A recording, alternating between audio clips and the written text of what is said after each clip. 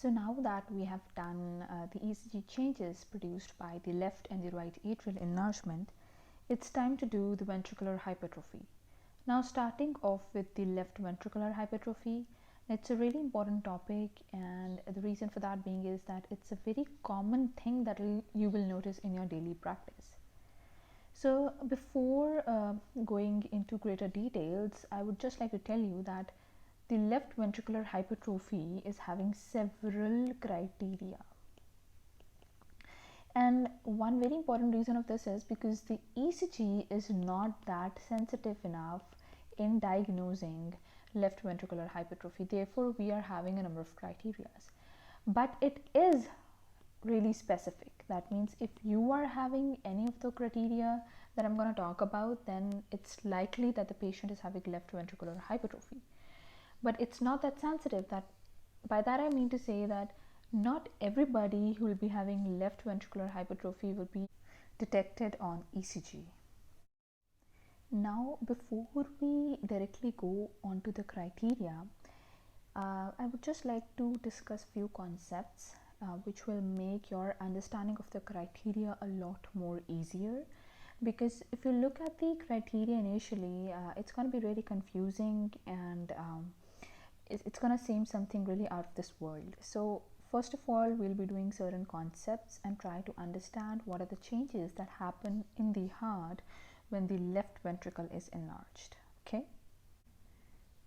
So the first concept that I would like to discuss here is that there is increase in the voltage of the QRS complex.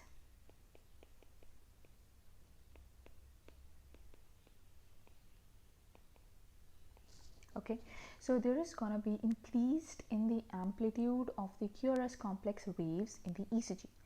Now this is a very frequently used criteria when we diagnosed left ventricular hypertrophy based on the ECG findings. So we know that when the ventricles are activated, the free walls of both the ventricles are activated simultaneously from endocardium to epicardium. Okay, now these forces occur in the opposite direction and cancel out.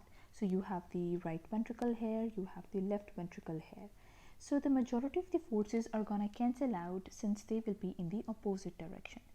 But now that we know that the left ventricle is thicker as compared to the right ventricle, the left ventricle will be responsible for generating the net vector of the QRS complex, which we have already discussed in one of the previous videos, which is mainly the vector 2 and is directed towards the left and posteriorly.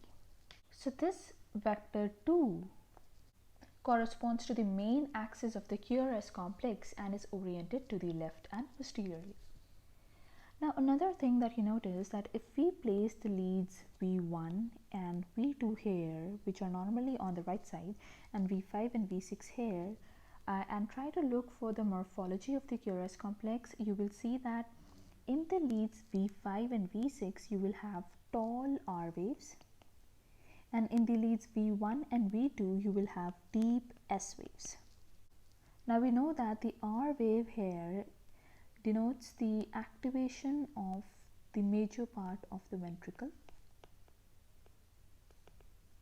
and it will be having a positive deflection because the vector is facing the recording electrodes.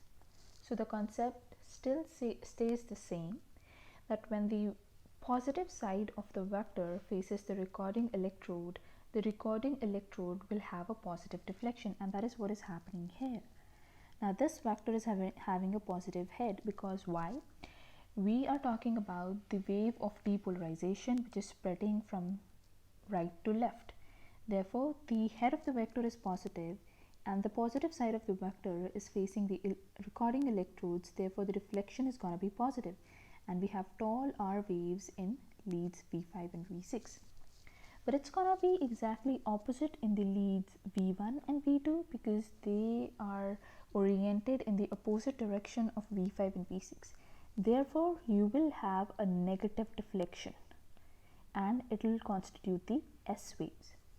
So now when you have left ventricular hypertrophy, these changes will be exaggerated. Okay, you are gonna have even taller R waves and you're gonna have even deeper S waves, because now you are having more cells in the left ventricle that will be contributing to the formation of this vector, which will actually increase in size and will be more stronger. Hence, there will be greater amplitude of the waves seen on the ECG in the leads V1, V2, V5 and V6. Now that was all about how we use QRS complex as one of the criteria for diagnosing left ventricular hypertrophy based on the ECG findings. But one thing that I would like to tell here is that unfortunately the increased voltage of the QRS complex may not be a reliable marker for left ventricular hypertrophy. So you can have left ventricular hypertrophy without increased voltage, okay, and you can have increase in the voltage but the patient or the person might not be having left ventricular hypertrophy. Now discussing this one first, in which you are having left ventricular hypertrophy but the QRS complexes were of normal voltage. So it could be in the case of obesity, in the case of peripheral edema, again anasarca, in which you'll have fluid in between your heart and the recording electrode, hence diminishing the strength of the electrical current that the electrode is going to pick up. So you see that the basic logic behind all the examples that I'm going to cover is going to be the same, that it's going to decrease the strength of the current that the electrodes are going to pick up. Hence, you will not be having increased voltage in the QRS complexes. Okay. Next is increased diameter of the chest, because the heart is going to go away from the recording electrodes. Similar kind of thing happens in emphysema. Then large breasts, you are going to have a lot of fat tissue in between. Biventricular hypertrophy, in this case the forces generated by the left and the right ventricles are going to neutralize each other, and hence you will see no net increase in the QRS complexes even though both the ventricles are enlarged. Then you have a amyloidosis, which will lead to decrease in the strength of the electrical current produced by the heart. Then again the pericardial and the pleural effusion, which means that you're going to have fluid in between the electrical current generated by the heart and the electrodes. Okay. Coming on to the next one, that is you are having increased QRS complex voltage, but the patient or the person is actually not having left ventricular hypertrophy. So this is something that you can see in case of adolescent boys, in case of anemia, then left mastectomy, okay, when you are bringing the electrodes closer to the heart, and then thin individuals, again when the heart is closer to the electrodes. So the electrodes will be able to pick up the electrical current, and hence it will show increased strength of the QRS complexes in the ECG, but it doesn't mean that the patient is having LVH. So this was the first concept of increased QRS complex voltage. So another thing that we need to know here is what are the differences in the ECG in case of left ventricular hypertrophy caused by pressure overload and the other one caused by the volume overload. So starting with the pressure overload first. Now, left ventricular hypertrophy from pressure overload is usually due to systemic hypertension, aortic stenosis, coarctation of the aorta, or hypertrophic obstructive cardiomyopathy, to name a few. Now, when there is pressure or systolic overload, the left ventricle becomes concentrically hypertrophied. Okay, so there is going to be thickness in the walls without affecting the size of the cavity much. Okay. So these are the changes that we'll be noticing in case of left ventricular hypertrophy caused by pressure overload. There is going to be concentrical hypertrophy. So in case of pressure overload, where you are having a really greater amount of muscle mass in the left ventricle, you will be seeing what is called strain pattern on the ECG. Now, what is this strain pattern? Now, this strain pattern consists of depressed ST segment and inverted T waves. ST segment depression plus inverted T waves constitute strain pattern. So to better understand why are we having ST segment depression and T wave inversion in case of pressure overload left ventricular hypertrophy, let's revise some of the normal things going on in heart. So this picture is the normal ECG and this one is actually the action potential of the ventricular muscles. Now the ST segment and the T wave represent ventricular repolarization corresponding to phases 2 and 3 of the transmembrane action potential. Okay, so the ST segment will correspond to the phase 2 and the T wave is going to correspond to the part 3 of the action potential, and we know that the phases 1, 2, 3 represent repolarization. Okay, so the ST segment and the T wave are actually part of repolarization, and the QRS complex is part of depolarization. Okay.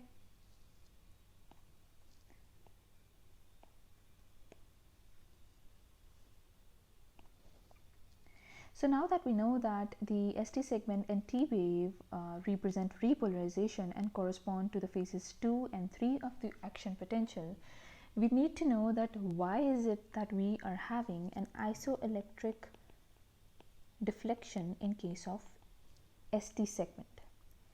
Now the reason for that being is during the phase 2 of the action potential there is sustained ventricular muscle contraction. And this is a time when all the cells in the heart have become depolarized and they are actively undergoing contraction.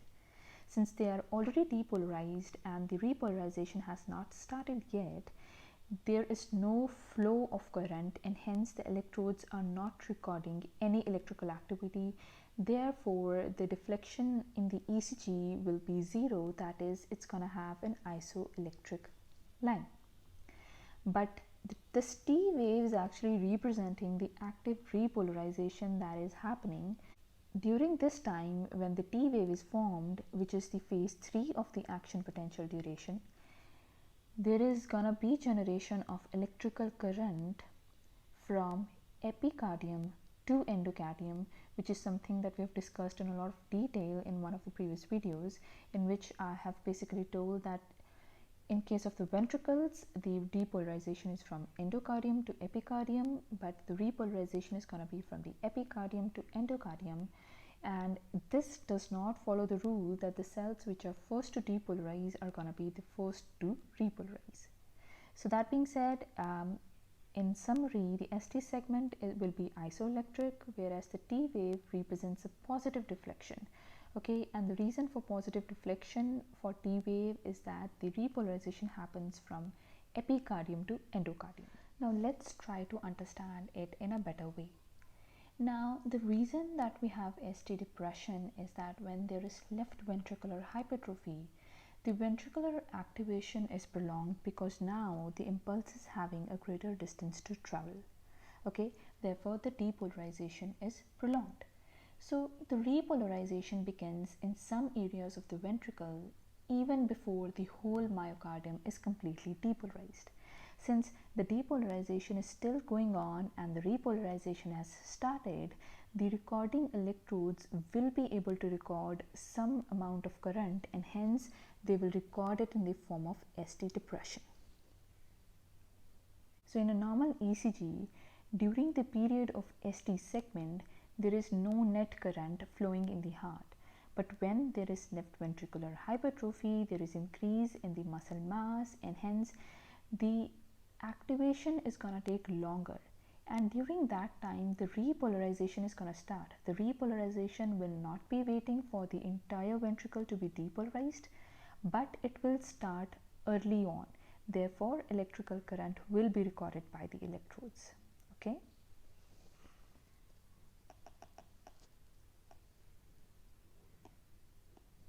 Now coming on to why is there a T wave inversion in case of left ventricular hypertrophy caused by pressure overload.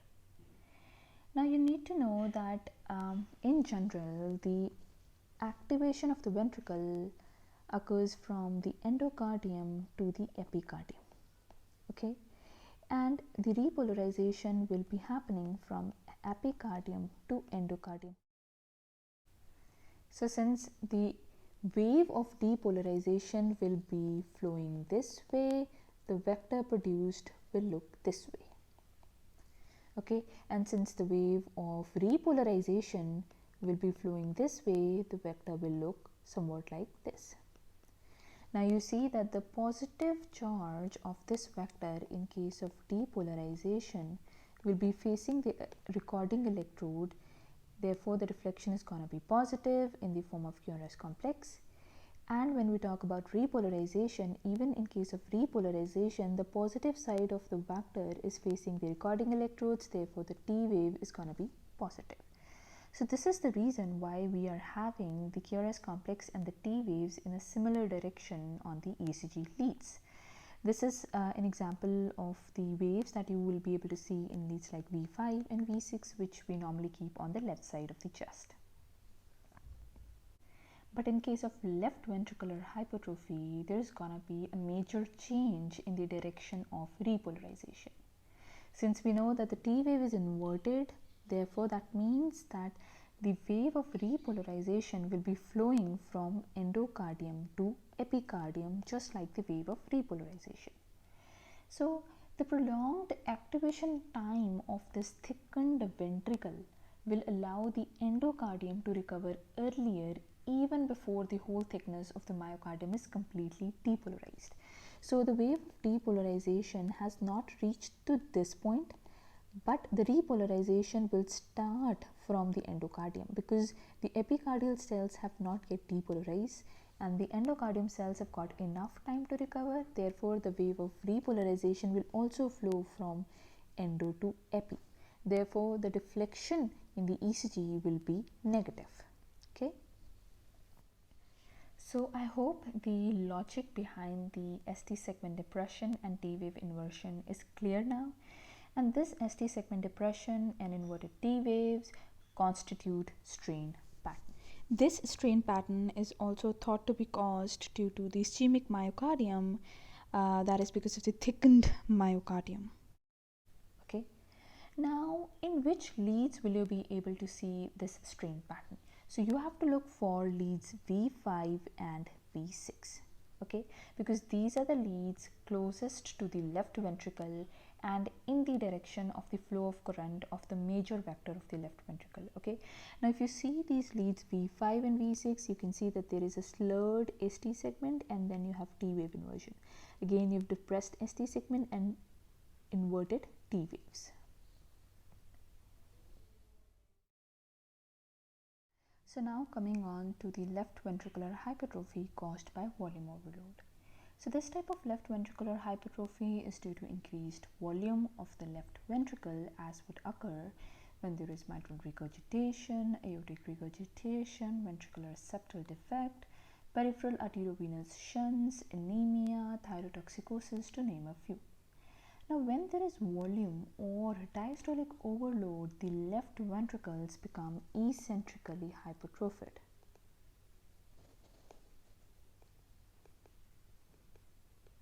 Okay, the muscle mass will increase, but the thickness will not increase to the extent as you would see in case of pressure overload.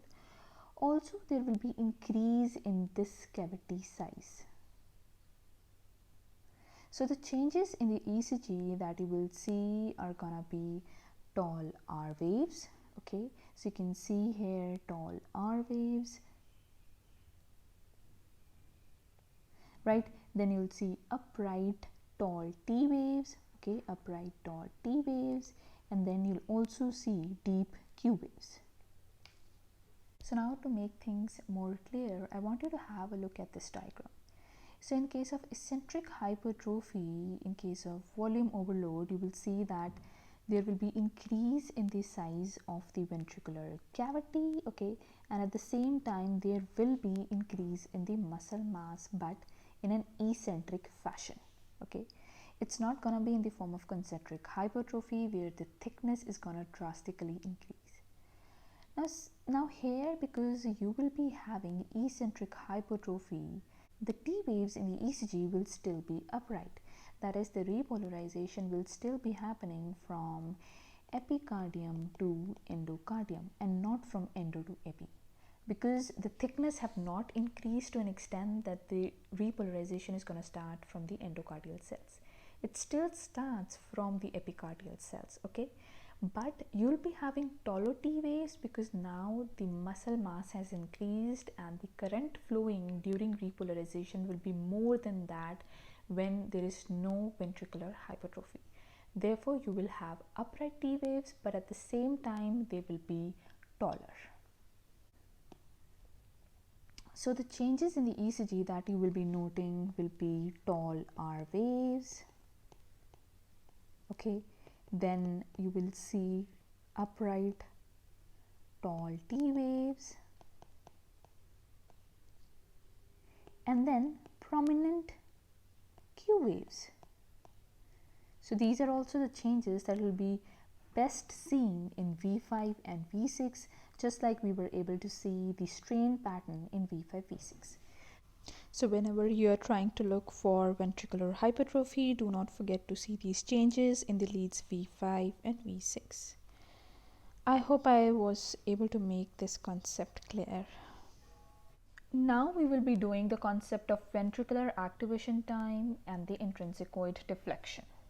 Okay. In right and left ventricular hypertrophy, there is going to be increase in the ventricular activation time and delayed onset of intrinsicoid deflection. Now let's try to understand this concept. So first of all, coming on to the ventricular activation time. Now the ventricular activation time, just like the name represents, is the time it takes for the impulse to activate the entire myocardium. Okay, so the time it takes to activate the entire myocardium is called ventricular activation time. So the ventricular activation time represents the time it takes for the impulse to activate the myocardium below the recording electrode.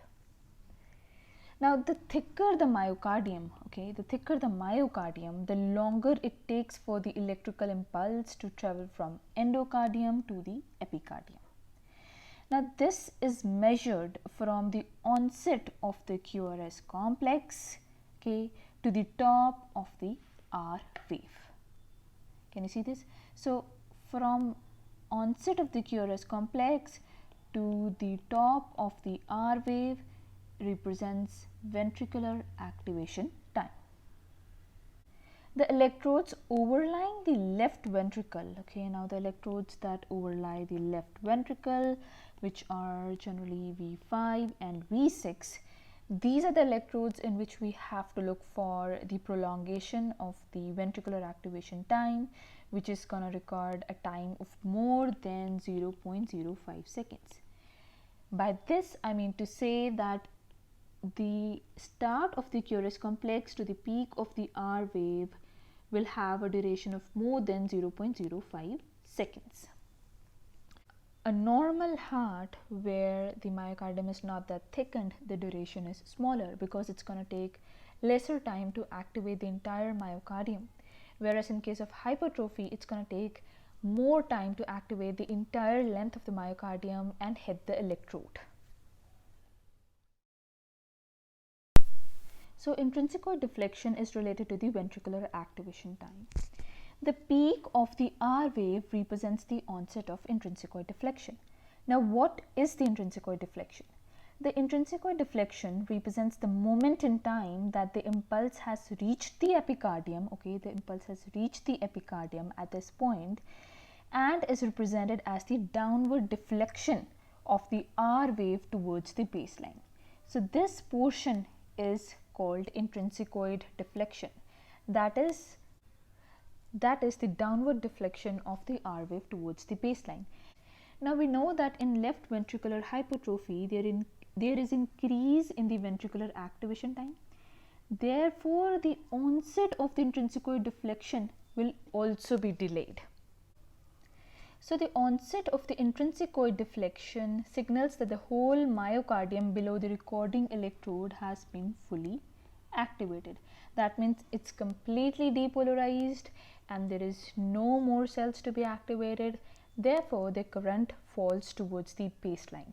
Okay, so because the ventricular activation time is prolonged when there is left ventricular hypertrophy, the onset of the intrinsicoid deflection in V5 or V6 is also delayed. So if you see the QRS complex in V5 and V6 in an ECG, you will see that indirectly the thickness of this QRS complex will increase. It will become more thick because of this increase in the ventricular activation time and delay in the onset of intrinsicoid deflection. So this is also one of the criteria used for labeling a patient as having left ventricular hypertrophy. So the next thing is increased duration of the QRS complex. This is something that I've already touched in the ventricular activation time and intrinsicoid deflection concept. So just to summarize, you just need to know that when there is left ventricular hypertrophy, left ventricular mass is increased. Thus, the activation of the left ventricle will take longer. Okay, if it was taking time x to activate the original ventricular thickness, now it's going to take more time to activate the thickened myocardium. So when left ventricular hypertrophy is present, the duration of the QRS complex is increased. The QRS complex is widened sometimes not only because of the increased muscle mass or increased ventricular activation time, but also because sometimes there is coexistence of intraventricular conduction delay. So the thin QRS complexes will be widened because of the increase in the muscle mass. So now the another criteria that we might use for labeling a patient as having left ventricular hypertrophy is left axis deviation of equal to more than 30 degrees. Okay, so we know that the normal axis of the heart ranges from -30 to +90. Okay, this is where the normal axis of the heart lies. But in case of left ventricular hypertrophy, we know that the left ventricle will be increased in the thickness. Therefore, the vector will be pointing more towards the left now than it was previously. Therefore, the net axis can be more than -30. Okay, so left axis deviation of more than 30 degrees, -30 degrees, can also be used as one of the criteria for labeling a patient as having left ventricular hypertrophy. So now finally coming on to the criteria used for diagnosing left ventricular hypertrophy based on the ECG findings. So I think at this point you should pause the video and try to learn these criteria as much as possible. That would be the best approach rather than me speaking all the lines one by one. Okay. So after you go through the criteria, you will see that it basically covers all the concepts that I've talked about previously. Okay. For example, a concept that the criteria that you are reading might be using could be increased amplitude or voltage of the QRS complex, which is really an important one. And this increased voltage is something that we look for in the limb leads and also in the precordial leads. So in general, in the limb leads, the voltage of about more than 20 mm can be used for labeling a patient as having LVH, and in the precordial leads it could be ranging from 25 to 30 mm. Okay, then you have a criteria that might use the combination of limb and precordial leads. Okay, then the another concept that the criteria might be using could be increased duration of the QRS complex, which could be in the form of delayed onset of the intrinsicoid deflection, in the leads V5, V6, which we've already done, when it's more than 0.05 seconds, or increased total duration of the QRS complex by 0.09 seconds. Then another concept that the criteria you have remembered might be including could be left atrial abnormality. That could be in the form of terminal negativity of the P wave in the V1 measuring more than 1 mm in dimensions.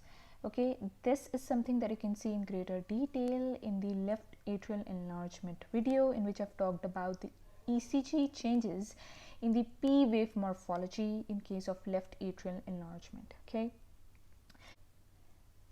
Then another one could be left axis deviation, which is generally minus 30 degrees, but could be minus 15 degrees also in some of the criteria. And then the last one is the ST-T wave abnormalities, that indicates left ventricular strain in the leads V5 and V6, which is further represented by ST depression and T wave inversion.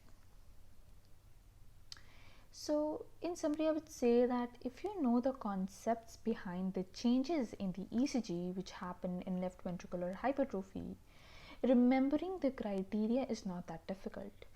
Definitely, I would say this is something that comes with experience and with time, that when you go through the criteria again and again, things start to settle in your mind. It's not possible that you'll be able to remember everything all at once right now. But what is possible is that you understand the concept. I hope I was able to make left ventricular hypertrophy easier for you guys.